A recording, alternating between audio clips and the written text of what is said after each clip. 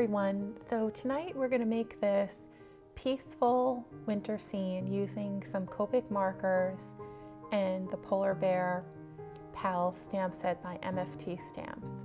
So to start, I just stamped the little polar bear from the stamp set onto the background, and I'm going to put some Simon Says stamp masking paper over him so that he doesn't get dirty while we color the rest of the scene. And then we're going to put a moon in the background, and I just used some glitter paste that I had around because it was the perfect size for the moon that I wanted to add to this painting. So that's why I used that.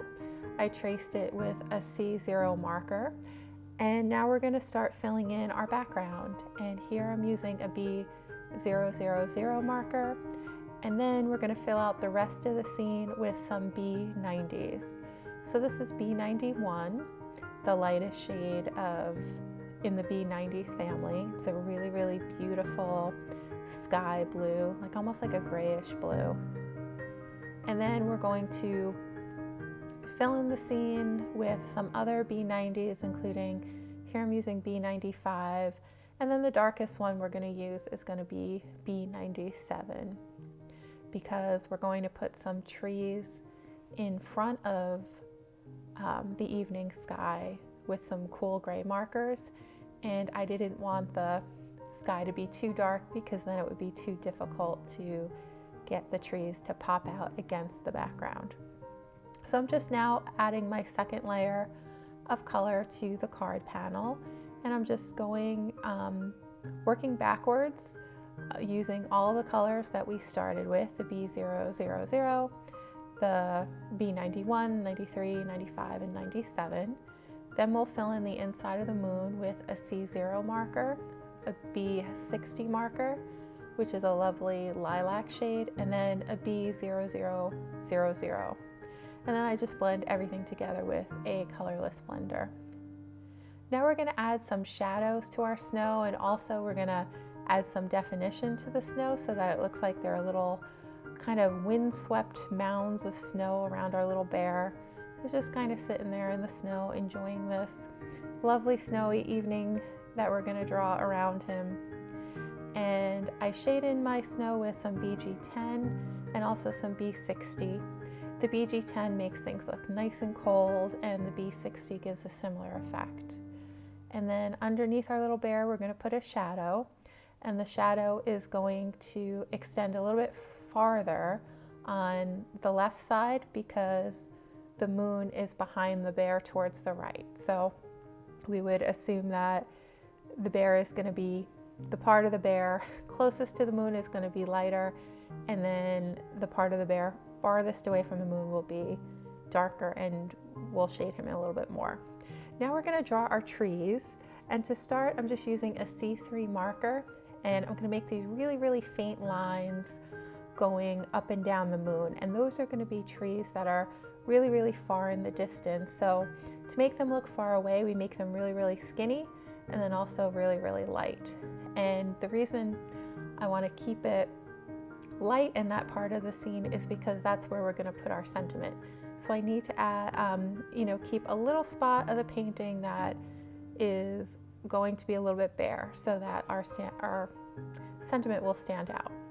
Then we're going to draw some trees that are closer to the forefront of the scene, and to do that, to make the trees appear as though they're closer to us or closer to the bear, we just make the trunks thicker, and then we color the trunks in darker shades. So I'm going to use my C5 and my C7 to make the trees look like they are closer to us. And even one or two of the trees, I even extended their trunks like down below the horizon line in the scene, just because that'll also help to give the sense that we have a forest with a lot of depth. So now I'm just shading the trees, and to do so I'm just gonna kind of put some streaks of some dark cool gray markers onto the trunks of the trees and along the branches, and I'm gonna focus my darker colors towards the side of the tree that is farthest away from the moon, because that's the part that would be the darkest. But I also want there to be some streaky effects on the trees, because then it's going to look like bark. So that's what I'm doing there. Now I'm just adding in a little bit more blue to our scene, just to make sure that the glow around the moon kind of has more prominence in the scene. For our bear, we're going to color him in using a bunch of E20 markers. So the lightest marker we're going to use is this E23, and we're just going to coat our whole bear. And then towards his right side, we're going to use E25. And then on his left side, or I guess on our left side, it would be his right side, we're going to use our darkest E's, because again, that's the side of him that is the farthest away from the moon. So I just kind of put the shading in the areas where, you know, they're like little folds of skin or parts that would be even more obscured by the light, like his little belly, because his arms are covering that, so that would be darker. His foot, that is closest to where my hand was just writing, because that is farthest away from the moon, we're going to make that darker. We're going to make the side of his face that is closest to the moon light, because the moon is shining on it. And then we're going to leave his paws pretty light as well, because we want to give the illusion as though the moon is hitting him in such a way that it's kind of shining down the side of his body all the way you know, onto both of his front paws. Now we're going to color in his scarf using some red Copic markers in the R20s and I think R59. And then for the white parts of his scarf, we're going to use some warm gray markers, and I'm just kind of dabbing that along the edges of his scarf. Now we're going to start adding some snow to the trees to really make things start to come alive. I'm going to add some highlights along the trees, focusing on the side of the tree again that is closest to the sun, closest to the moon, because that's where the reflection would be the strongest.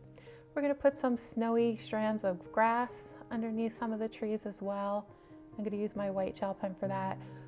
You could also have used your cool gray marker earlier on in the scene before you started applying the white gel pen, and then maybe, you know, added some white gel pen over it so that it looked like the little twigs were snow covered. But here our twigs are just totally blanketed in snow. And I added some highlights to his body, focusing on the side that's closest to the moon.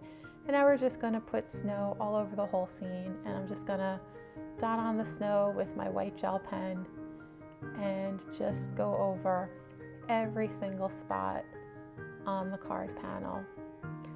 And our snow is going to appear the most clear on the darkest sides of the scene. There I just put a little highlight underneath the bear. I think that that's a nice look when you have a shadow, also to have some highlights around it too. It makes it really, really pop. And then once we're done with our snow, we will go ahead and add the sentiment and then put the card together.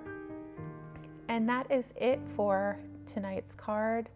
I hope that you enjoyed the scene. I hope that you give it a try. It's really, really easy.